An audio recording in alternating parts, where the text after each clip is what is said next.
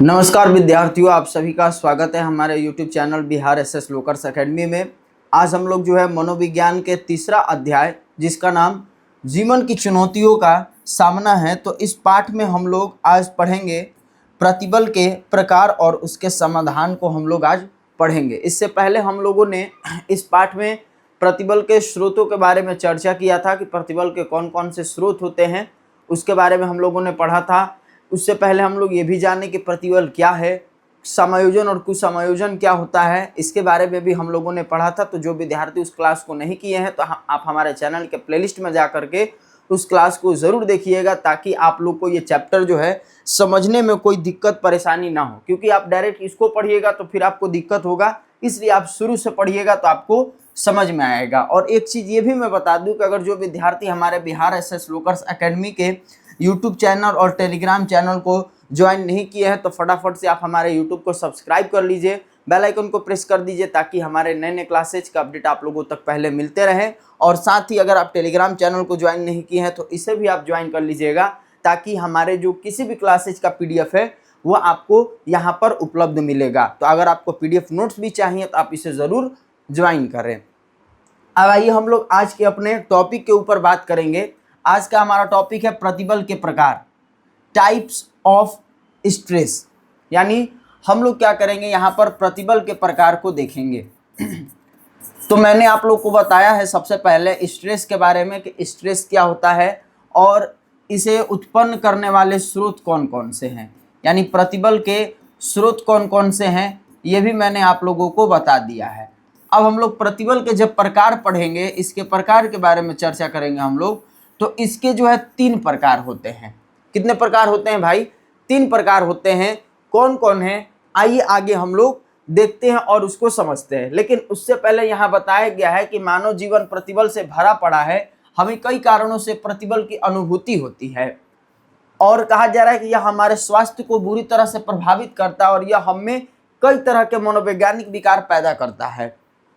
यह हमारे सामाजिक एवं संवेदनात्मक जीवन पर भी बुरा प्रभाव डालता है। अतः यह आवश्यक है कि हम अपने प्रतिबल को कम करें और इसका सामना करने की आदत डालें। यह हमारे स्वास्थ्यकर एवं सुखी जीवन के लिए अति आवश्यक है। मतलब यहाँ पर प्रतिबल के बारे में ये बताया जा रहा है कि प्रतिबल हमारे मतलब कि जीवन में जो है ना कई तरह की समस्याएं उत्पन्न करता है, हमारे स्वास्थ्य को, हमारे मानसिक स्वास्थ्य को खराब करता है। तो हमें चाहिए कि इससे छुटकारा मिले। तो इससे छुटकारा पाने के लिए हमें क्या करना होगा, सबसे पहले इसे जानना होगा कि किस तरीके से उत्पन्न होता है, कौन कौन तरीकों से उत्पन्न होता है। तो इसके प्रकार को पहले हम लोग समझेंगे और तब उसके बाद इसके समाधान के बारे में हम लोग चर्चा करेंगे।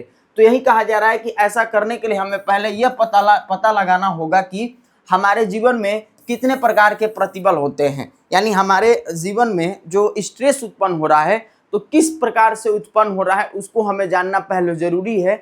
तब हम जान करके क्या करेंगे, उस स्ट्रेस को, उस प्रतिबल को कम करने का उपाय हम ढूंढेंगे। तो हमारे जीवन में जो प्रतिबल है वो निम्नलिखित प्रकार से हैं, यानी 3 प्रकार के होते हैं। एक होता है वातावरणीय प्रतिबल। वातावरणीय प्रतिबल जो है 2 तरीके से होगा, ठीक, तो उसको भी हम लोग देखेंगे। वातावरणीय प्रतिबल 2 तरह का होता है। दूसरा आपका है सामाजिक प्रतिबल है और एक होता है आपका मनोवैज्ञानिक प्रतिबल। वातावरणीय प्रतिबल की बात करेंगे तो एक हमारा जो है प्रकृति के द्वारा होता है, प्रकृति के द्वारा यानी नेचर के द्वारा जो है प्रतिबल उत्पन्न होगा, और एक होता है मानव जनित होगा। मानव जनित होगा यानी मानव की गलतियों से होगा। तो 2 प्रकार से जो है हमारा वातावरणीय प्रतिबल जन्म लेगा, एक मानव जनित और दूसरा प्राकृतिक। उसके बाद दूसरा हमारा जो प्रतिबल सामाजिक प्रतिबल होता है और तीसरा हमारा मनोवैज्ञानिक प्रतिबल होता है। तो आइए एक एक करके इनको हम समझते हैं। पहला आपका क्या हो गया, वातावरणीय प्रतिबल हो गया। इसमें कहा जा रहा है कि वातावरणीय प्रतिबल को 2 श्रेणियों में बांटा गया है। पहला आपका क्या हो गया, प्राकृतिक आपदाएं, और दूसरा आपका इसी को हम लोग क्या कहेंगे, विध्वंसक घटनाएं भी कहेंगे। जैसा मैंने आप लोग को यहाँ पर बताया कि वातावरणीय प्रतिबल प्राकृतिक और मानव जनित होता है। तो यानी कहने का मतलब ये हुआ कि जो हमारा वातावरणीय प्रतिबल होता है वो 2 रूप में घटित होता है, एक प्राकृतिक आपदाओं के रूप में और एक मानव जनित आपदाओं के रूप में। प्राकृतिक आपदाएं कहने का मतलब ये हुआ कि जैसे भूकंप आ गया, अचानक से बाढ़ आ गया, सुनामी आ गया कहीं पर, ठीक ना। तो ये सब जितने भी तरह के आपदाएं हैं ये क्या है, प्राकृतिक आपदाएं हैं, जिससे मनुष्यों को क्या होता है, नुकसान होता है। जैसे बाढ़ आ गया कहीं पर, तब उसको नुकसान होगा, उसका घर डूब जाएगा किसी भी मनुष्य का, ठीक। अब घर डूब जाएगा, पैसा रुपया उसका जो है खत्म हो जाएगा, जमीन जो है उसका परती हो जाएगा, तो फिर वो स्ट्रेस का शिकार होने लगेगा, ये सोचने लगेगा कि आगे का अपना जीवन वो कैसे काटेगा, अपना घर द्वार फिर कैसे बनाएगा, बच्चों का पालन पोषण कैसे करेगा। तो अब उसमें क्या होता है, स्ट्रेस जन्म लेने लगता है। तो किस वजह से, तो प्राकृतिक आपदाओं की वजह से, जो क्या कहलाता है, हमारा वातावरणीय प्रतिबल कहलाता है। तो यही चीज यहाँ पर बताया गया कि हमारे जीवन में कई विध्वंसकारी प्राकृतिक आपदाएं आती है जो हमें अत्यधिक प्रतिबल पैदा करती है, जैसे बाढ़, भूकंप, सूखा, महामारी, समुद्री तूफान। ये हमारे मानव जीवन को क्या करती है, बहुत हद तक जो है मतलब कि प्रतिबल उत्पन्न करती है, और कई प्रकार से हमारे लिए क्या होती है, ये हानिकारक होती है। तो आप लोग को समझ में आ गया होगा, वातावरणीय प्रतिबल दो तरह का, पहला आपका प्राकृतिक आपदाओं से जुड़ा है और दूसरा आपका जो है मानव निर्मित आपदाओं से जुड़ा है। यानी हम मनुष्यों के द्वारा जो गलतियां होती हैं और उसका जो है भरपाई हमें मनुष्यों को करना होता है, हमें को चुकाना होता है, जिससे हमें समस्या होती है और हम स्ट्रेस का शिकार होते हैं, तो वो हमारा क्या कहलाता है, मानव जनित आपदा कहलाता है। जैसे हम वायु को क्या कर रहे हैं, प्रदूषित कर रहे हैं, जल को प्रदूषित कर रहे हैं, पृथ्वी पर जो है हम क्या करें, प्रदूषण फैला रहे हैं, शोरगुल ज़्यादा कर रहे हैं, सड़क बांध बना रहे हैं, तो वो मतलब कि सड़क बांध ज़्यादा समय तक जीवित मतलब सही नहीं रह पा रहा है, टूट जा रहा है, जिससे हम मनुष्यों को क्षति पहुंच रहा है। तो ये सब चीज़ों से क्या होगा, हम क्या करेंगे, स्ट्रेस लेंगे। तो स्ट्रेस लेंगे तो हमारे अंदर क्या होगा, समस्याएं देखने को मिलेंगी मानसिक और शारीरिक रूप से। तो किस वजह से भी हो रहा है, तो हम मानव के गलतियों की वजह से, मानव निर्मित आपदाओं की वजह से हो रहा है। जैसा कहा जा रहा है यहाँ पर कि हमारे जीवन में बहुत सारी आपदाएं जो मानव द्वारा स्वयं निर्मित होती है, जैसे वायु, जल, पृथ्वी, प्रदूषण, शोरगुल, भीड़। तो ये सभी के कारण जो है क्या होता है कि हमें प्रतिबल उत्पन्न होता है और जो हमारे स्वास्थ्य को क्या करता है, बहुत बुरा प्रभाव डालता है। तो वातावरणीय प्रतिबल में प्राकृतिक और मानव निर्मित दोनों आपदाओं की वजह से प्रतिबल देखने को मिलता है। इसी तरह अगला जो है हमारा क्या है, सामाजिक प्रतिबल है, जो सोशल स्ट्रेस जिसको हम लोग कहते हैं। इसमें क्या होता है मेरे भाई, ध्यान दीजिएगा, सोशल स्ट्रेस में, ठीक ना, सोशल स्ट्रेस में क्या होगा, बताया जा रहा है कि हमारे सामाजिक जीवन में कई व्यक्तिगत जो है घटनाएं होती है जो हम में प्रतिबल उत्पन्न करते हैं और जिसके कई घातक प्रभाव एवं परिणाम देखने को मिलते हैं। यानी सामाजिक प्रतिबल में ये बताया गया कि हमारे समाज में बहुत सारे ऐसे घटनाएं घटित होती है जिससे हम स्ट्रेस का अनुभव करते हैं, स्ट्रेस का शिकार होते हैं। जैसे भाई भाई में हमारे झगड़ा हो गया संपत्ति को लेकर के, आस पड़ोस के लोगों में क्या हो गया, अनबन हो गया, उनसे झगड़ा हो गया, और भी मतलब कि सामाजिक जो घटनाएं होती है, जो घटित होती है, उसके वजह से व्यक्ति क्या करता है, स्ट्रेस लेने लगता है। तो ये सब हमारे क्या होती है, सामाजिक प्रतिबल में आती हैं। जैसे परिवार में किसी निकट सगे संबंधी का मृत्यु हो गया, हमारे प्रियजनों का, तो उसमें भी हम सोच सोच के उनके बारे में स्ट्रेस लेने लगते हैं। ठीक, आगे कहा जा रहा है कि विवाह विच्छेद, मतलब विवाह होना था, विवाह नहीं हो गया, नहीं हुआ, उसके बाद प्रतिकूल पड़ोसी और उनसे मनमुटाव, जो हमारे पड़ोसी है उनसे हम मनमुटाव कर लिए, उनसे झगड़ा कर लिए। आगे कहा जा रहा है कि संपत्ति के लिए भाई भाई, भाई बहन में झगड़ा हो गया, शैतान या शरारती बच्चों से उत्पन्न चिड़चिड़ापन। तो ये सब हमारे क्या है, सामाजिक प्रतिबल है। इन सभी कारणों की वजह से भी हम क्या करते हैं, स्ट्रेस अपने अंदर लेते हैं, और इसके वजह से जो है ना हमारे जीवन जो है उलझनों में व्यतीत होने लगता है, और इसी को उलझनों की संज्ञा दी गई है, मानव जीवन की उलझनों की संज्ञा। तो वो हमारा क्या था, सामाजिक प्रतिबल था। तीसरा जो क्या है, मनोवैज्ञानिक प्रतिबल है। और मनोवैज्ञानिक प्रतिबल क्या होता है कि तो ये प्रतिबल जो है, तीन तरह के जो स्रोत हम लोगों ने पढ़ा था, कुंठा, संघर्ष, और हम लोगों ने क्या पढ़ा था, दबाव, प्रेशर। तो ये तीन तरह के स्रोतों के माध्यम से जो प्रतिबल उत्पन्न होता है, जो स्ट्रेस उत्पन्न होता है, उसी को हम लोग क्या कहते हैं, मनोवैज्ञानिक प्रतिबल कहते हैं। तो अगर आपसे पूछ देगा कि मनोवैज्ञानिक प्रतिबल क्या है, तो आप कहिएगा कि इनमें से प्रतिबल के जो तीन स्रोत हैं, जैसे कुंठा, संघर्ष और दबाव, इन्हीं से जो है हमारे अंदर क्या होता है, मनोवैज्ञानिक प्रतिबल जन्म लेता है। और हमारे जीवन में कुंठा उत्पन्न होने के प्रमुख कारण है, और हमारी इच्छाओं एवं लक्ष्य की प्राप्ति में बाधा जो हमें असफल होने की अनुभूति उत्पन्न करता है। जैसा कि मैंने आप लोग को कुंठा के बारे में बताया भी था कि जब हम या कोई भी मनुष्य किसी काम को कर रहा है, बार बार कर रहा है, लेकिन उसके काम में क्या होता है, रुकावट महसूस होती है, तो वही क्या उसी समय क्या होता है कि व्यक्ति में कुंठा देखने को मिलता है। तो कुंठा, संघर्ष और दबाव, प्रेशर, ये तीनों तरह के जो स्रोत है वो मनुष्यों में क्या करती है, मनोवैज्ञानिक प्रतिबल जो है जन्म देती है। तो यही 3 तरह के प्रतिबल थे, मनोवैज्ञानिक, वातावरणीय और आपका सामाजिक। तो आपको याद रखना है कि 3 तरह से जो है हमारे अंदर प्रतिबल यानी स्ट्रेस जन्म लेता है। अब यहाँ पर हम लोग बात करेंगे कि प्रतिबल जो हमारा हो गया उसके समाधान के ऊपर, कि हम लोग अपने स्ट्रेस को कैसे दूर करेंगे, इसका समाधान हम कैसे करेंगे। तो प्रतिबल को समाधान करने के लिए, प्रतिबल से छुटकारा पाने के लिए यहाँ पर उसके समाधान के बारे में बताया जा रहा है कि अब हम इस बात पर चर्चा कर चुके हैं कि हमारे जीवन में अनेक प्रकार के जो प्रतिबल है वो विभिन्न स्रोतों से उत्पन्न होते हैं। जो हमने स्रोत को देखा, इसके प्रकार को भी देखा, और यह हमारे जीवन के ऊपर बहुत बुरा प्रभाव डालते हैं। इसके कारण हमारे जीवन में कई व्यक्तिगत, आर्थिक एवं सामाजिक, संवेदनात्मक और स्वास्थ्य संबंधी समस्याएं उत्पन्न होती है, जिसका हमारे ऊपर जो घातक प्रभाव पड़ता है। अतः यह आवश्यक है कि हम अपने जीवन में उत्पन्न होने वाले प्रतिबल का सामना सफलतापूर्वक करें। तो सफलतापूर्वक करने के लिए हमें क्या करना होगा, हमें जो है प्रतिबल के सामना करने के लिए या उसके समाधान करने के लिए निम्नलिखित 3 उपायों का हमें जो है अध्ययन अच्छे से करना होगा। इन 3 उपायों को समझना होगा, तभी हम प्रतिबल को दूर कर सकेंगे। पहला आपका जो कार्योन्मुख समाधान है, क्या है ये, तो इसमें हम क्या करेंगे कि कार्य करेंगे। जैसे प्रतिबल अगर किसी व्यक्ति में उत्पन्न हो रहा है, स्ट्रेस हो रहा है, तो कार्योन्मुख समाधान का उपयोग करके हम क्या करेंगे, उस व्यक्ति के स्ट्रेस को दूर करने का या अपने स्ट्रेस को दूर करने का कोशिश करेंगे। तो कार्योन्मुख समाधान क्या है, तो कहा जा रहा है कि हम अपने प्रतिबल के साथ अभियोजन वास्तविकता के आधार पर कार्योन्मुख प्रतिक्रियाएं करके कर सकते हैं। ऐसा करने के लिए हम युक्तिपूर्वक कार्य करेंगे जो समस्या की जांच वस्तुनिष्ठ ढंग से करता है।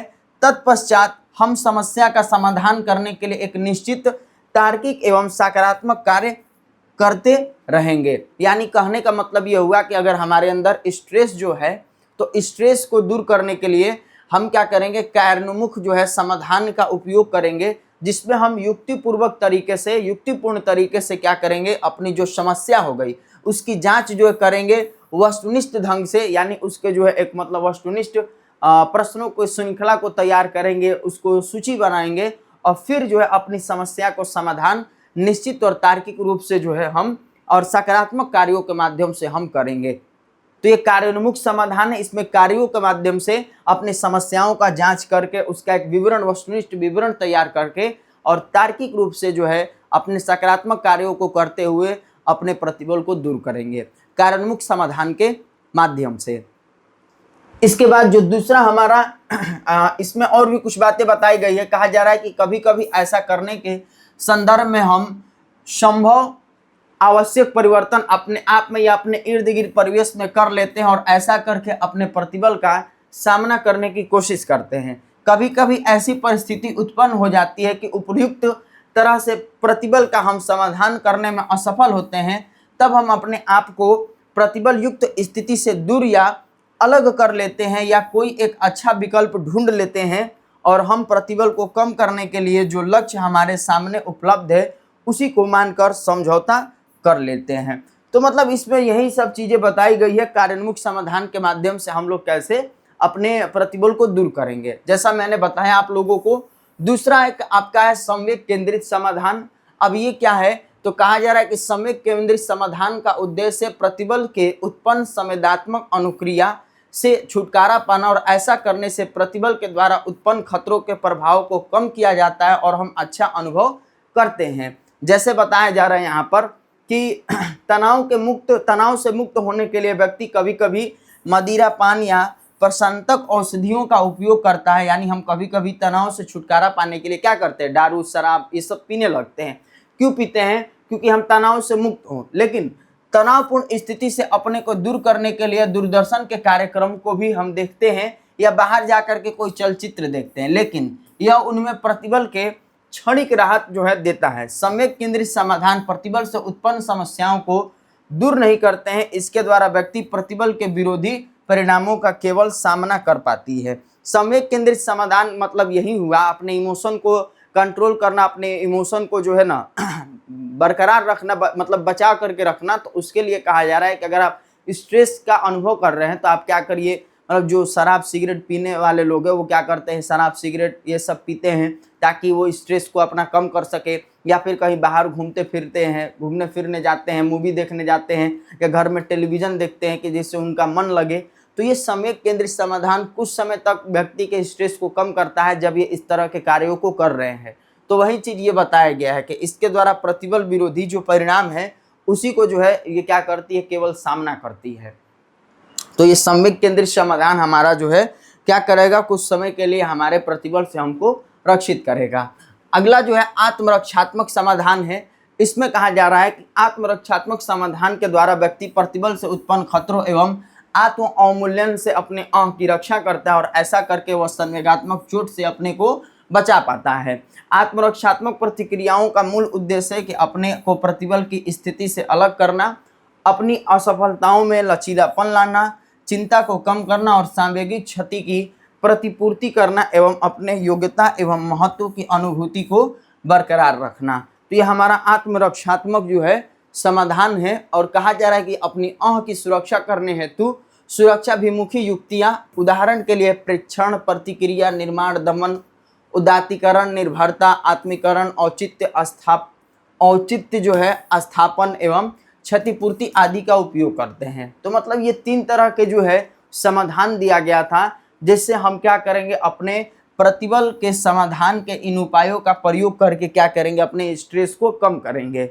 और आगे कहा जा रहा है कि यह उसके प्रतिबल के स्वरूप एवं तीव्रता पर निर्भर करेगा। मतलब ये कहा जा रहा है कि अगर ये जो उपयुक्त 3 तरह के प्रतिबल का समाधान के उपाय दिए गए हैं तो इनमें से कौन से समाधान को व्यक्ति उपयोग करे, यह उसके स्ट्रेस पर, उसके प्रतिबल पर निर्भर करेगा। यानी जैसा स्ट्रेस रहेगा व्यक्ति का, वो क्या करेगा, उस तरह के समाधान का वो उपयोग करेगा। तो वही कहा जा रहा है कि यह उसके प्रतिबल एवं स्वरूप एवं तीव्रता पर निर्भर करेगा कि यह एक या इससे ज़्यादा प्रतिबल के समाधान के उपाय के उपयोग करने की आवश्यकता पड़ सकती है। कि अगर व्यक्ति में स्ट्रेस मतलब बहुत गंभीर रूप से है तो वो क्या करेगा, एक या एक से ज़्यादा समाधान का उपयोग करके अपने स्ट्रेस को, अपने प्रतिबल को क्या करेगा, कम करेगा। अगर कम है व्यक्ति में प्रतिबल तो वो क्या करेगा, एक ही का उपयोग करके वो अपने प्रतिबल स्ट्रेस को कम कर सकता है।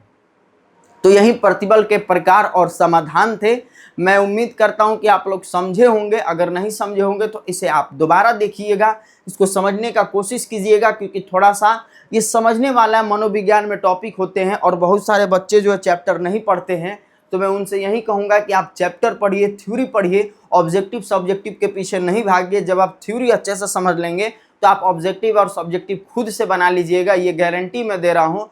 तो इसलिए आप लोग थ्योरी पर ध्यान दीजिए। बाकी एक और टॉपिक इस चैप्टर में है, वो है सामान्य अनुकूलन मॉडल GAS। अब सामान्य अनुकूलन मॉडल GAS क्या है भाई?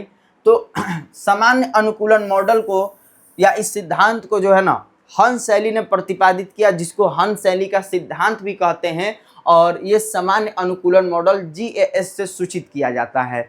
इसमें 3 जो है स्तर देखने को मिलते हैं। वो क्या है मैं आप लोग को बताऊंगा, लेकिन पहले यहाँ पर ध्यान दीजिए। कहा जा रहा है कि हंस शैली का सिद्धांत सामान्य अनुकूलन मॉडल GAS, जिसको हम लोग जनरल अडैप्शन सिंड्रोम्स के नाम से जानते हैं, के नाम से जाना जाता है। और यह सिद्धांत जो है मनोविज्ञान और जैविक विज्ञान दोनों में महत्वपूर्ण है, खासकर तनाव के अध्ययन में। मतलब तनाव, स्ट्रेस का अध्ययन करने के लिए यह सिद्धांत जो है महत्वपूर्ण है, GAS सिद्धांत।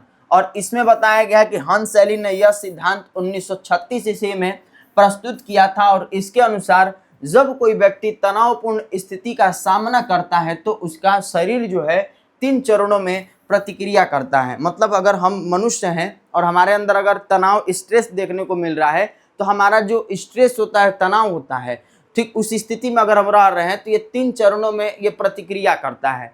पहला आपका चेतावनी की अवस्था हो जाता है, दूसरा प्रतिरोध की अवस्था हो जाता है और तीसरा परिश्रांति की अवस्था हो जाता है। तो अगर आपसे पूछ दिया जाएगा कि सामान्य अनुकूलन संरक्षण में कितनी अवस्थाएं होती हैं, तो हमें बताना है 3। कौन कौन है भाई? तो पहला आपको याद रखना है चेतावनी, दूसरा प्रतिरोध और तीसरा परिश्रांति। तो आइए एक एक करके तीनों को देखते हैं कि क्या होता है ये। पहला है चेतावनी अवस्था। तो चेतावनी अवस्था क्या है? तो यह पहली प्रतिक्रिया होती है जब व्यक्ति तनाव से सामना करता है। मतलब जब हम तनाव का शुरू सामना कर रहे हैं तो ये हमारा क्या होता है, पहली अवस्था के रूप में होती है, जिसमें शरीर में जो है फाइट और फाइट यानी लड़ो या भागो, फाइट और फ्लाइट यानी लड़ो या भागो की प्रतिक्रिया होती है।